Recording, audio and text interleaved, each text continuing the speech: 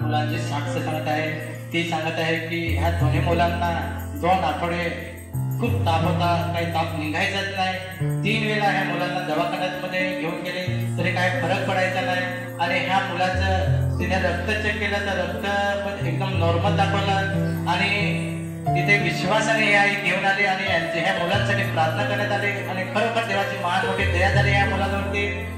दोघांना पूर्णपणे प्रवेशने बरा केला.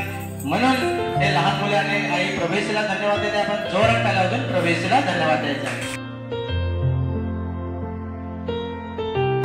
ही आई तिची शब्दाची साक्ष सांगत आहे. ती सांगत आहे की आईच्या हाताला फोड्या निघाल्या असताना विश्वासाने आईने देवाचं रक्त लावलं